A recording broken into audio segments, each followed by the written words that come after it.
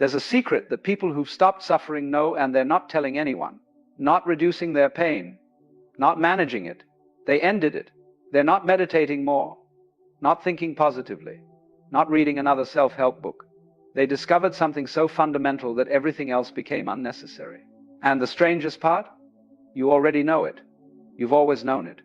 But the moment I say it, your mind will try to reject it, dismiss it, file it away as something you've heard before.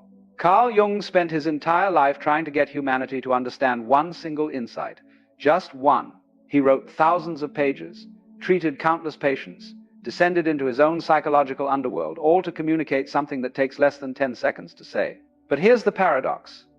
If this truth lands, truly lands, not in your intellect but in your bones, every self-help book you've ever read becomes unnecessary. Every guru you've ever followed becomes redundant. Every search you've ever undertaken reveals itself as a strange loop. I'm about to tell you what Jung discovered. And if you really hear it, this might genuinely be the last video you ever need to watch. Here's the secret. You have never experienced reality. Not once. Not for a single moment of your entire life. What you call reality, the people you meet, the situations you encounter, the world you navigate is not happening to you. It's happening through you. More accurately, it's being created by you. Jung called this the psychic reality, and he considered it more real than what we call the objective world. Think about this carefully. You've never touched raw reality. Everything you've ever experienced has been filtered, processed, and interpreted by your psyche before you became aware of it. Your unconscious mind, with its complexes, its shadows, its buried memories and repressed desires, sits between you and the world like an invisible film projector. You think you're watching life. You're actually watching a movie your unconscious is constantly creating. And here's where it gets uncomfortable. You're not just the audience. You're the director, the screenwriter, the casting agent. You chose the actors, you wrote the scenes, you determined the genre, but you forgot. Somewhere along the way, you forgot you were making the movie. You sat down in the theater of your own creation, looked up at the screen, and started believing it was happening to you. This is what Jung meant when he said we live in a psychological simulation. Not a cosmic matrix, not a spiritual illusion, but a deeply personal construction that we mistake for external truth. Two people can witness the exact same event and walk away with completely different realities. Not opinions, realities. One sees betrayal where the other sees liberation. One experiences attack where the other experiences invitation. Same event, different films. Why? Because they're not seeing the event. They're seeing themselves, projected outward, reflected back. If you truly understand this, not as a clever idea, but as a visceral recognition, something shifts permanently. You stop fighting with the screen. You turn around and look at the projector, and that's when everything changes. Here's what Jung discovered. That explains why your life keeps repeating the same patterns, the same disappointments, the same inexplicable attractions and repulsions. The unconscious doesn't keep secrets. It can't. It has to express itself. But it can't speak directly, so it speaks through projection. It takes everything you've rejected, denied, or forgotten about yourself, and it throws it out into the world like a psychological ventriloquist. Then it makes those rejected parts appear to be other people, external situations, random events. This isn't mysticism. This isn't the law of attraction dressed in psychological language. This is precise mechanics. Jung identified three primary projections that shape almost every human experience. The first is the shadow. These are the parts of yourself you've deemed unacceptable. The anger you've buried, the selfishness you've hidden, the darkness you've denied. Where does it go? It goes onto other people. That person who irritates you for no rational reason, they're carrying your shadow. That public figure you despise with inexplicable intensity, they're wearing your rejected face. Jung said it plainly. Everything that irritates us about others can lead us to an understanding of ourselves. The second projection is what Jung called the anima and animus, the contrasexual element of the psyche. This is why romantic obsession feels so overwhelming. When you fall catastrophically in love, when you can't stop thinking about someone, when their presence seems to complete something missing in you, you're not seeing them. You're seeing your own unlived potential projected onto their form. They become a screen for your own undeveloped self. This is why relationships that begin with obsession often end with disappointment. The projection eventually falls away, and you're left facing an actual human being who never was who you thought they were. They couldn't be. They were never really there. Only your projection was. The third projection involves complexes. These are the psychological knots formed by unprocessed experience, usually from childhood. A complex is like an autonomous personality living inside you, with its own agenda, its own triggers, its own way of hijacking your behavior. And here's what's crucial. Complexes create situations. The abandonment complex creates scenarios of abandonment. The rejection complex manufactures rejection. The unworthiness complex constructs circumstances that prove unworthiness. Not metaphorically, literally. Jung documented case after case of patients whose external lives were precise mirrors of their internal complexes. Change the complex, and the external situation changed.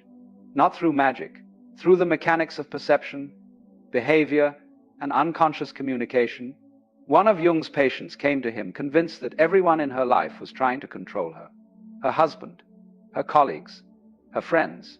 Even strangers seemed to carry an agenda of domination. She felt surrounded by puppet masters. Through analysis, Jung helped her see something she couldn't see alone. The controller wasn't outside, it was inside. She carried a massive, unacknowledged need for control that she had repressed completely. Because she couldn't own it, she projected it. Every person she encountered became a screen for her own denied power drive. Here's what happened when she finally integrated this shadow. When she admitted to herself that she wanted control and stopped pretending otherwise, the external controllers vanished. Not because they changed, because she stopped projecting onto them. She withdrew the film, and the characters disappeared from the screen. This is the insanity of how most people live. We stand in front of a mirror, see something we don't like, and try to reach into the glass to change the reflection. We fight with people who are only reflecting our shadows. We chase lovers who are only carrying our projections.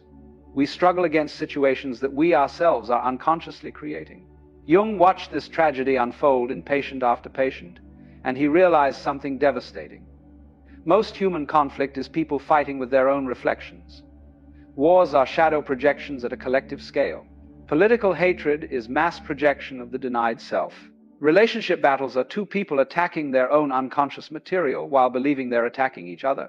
Once you see this, you can never unsee it, and you can never participate in the same way again. This brings us to the most liberating and most terrifying insight Jung ever articulated. Until you make the unconscious conscious, it will direct your life, and you will call it fate. Read that again. Let it land.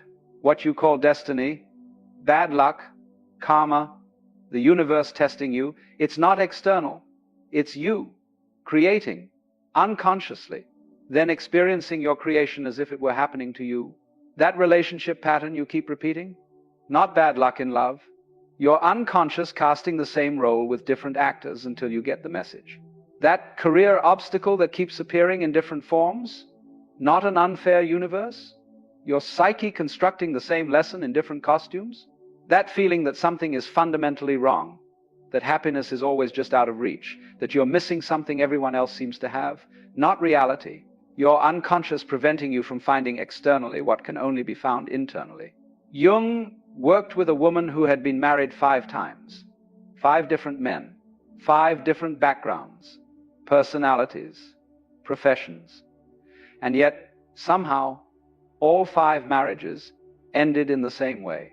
The same dynamics, the same betrayal, the same abandonment. She came to Jung convinced she was cosmically unlucky in love. The universe had cursed her. Some external force was sabotaging her happiness. Jung showed her the truth. There were never 5 different men. There was one pattern, wearing 5 different masks. Her unconscious was directing the same film over and over, casting different actors in the same role, creating the same ending, because something in her needed to repeat this drama until it became conscious. When she finally saw the pattern, when she stopped blaming the 5 husbands and started examining the one constant herself, the pattern broke. Not because she forced it to, but because consciousness itself dissolved the unconscious program. This is what Jung meant by fate versus free will. You don't have free will if you're unconscious. You're a puppet of patterns you can't see. The unconscious directs, and you call it destiny because you can't see the director. But the moment you become conscious of the pattern, you're no longer subject to it. Consciousness itself is the liberating force, not effort, not willpower, not positive thinking, awareness, Here's what this means practically. Every problem you've ever had is the same problem. Different disguises.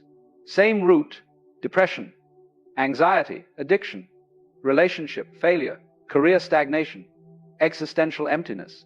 These aren't separate issues requiring separate solutions. They're all symptoms of one condition: unconscious material demanding integration. The unconscious is not your enemy. It's not a repository of darkness trying to destroy you. It's a messenger, constantly sending signals, trying to communicate what you need to see. But if you don't listen, it has to get louder. The whispers become shouts. The hints become crises. The nudges become breakdowns. What we call mental illness is often the psyche screaming because its whispers were ignored. What we call breakdown is often the unconscious demanding to be heard after years of being silenced. Jung himself went through this. Between 1913 and 1917, he experienced what he called his confrontation with the unconscious. It nearly destroyed him. Visions, voices, overwhelming emotions, the dissolution of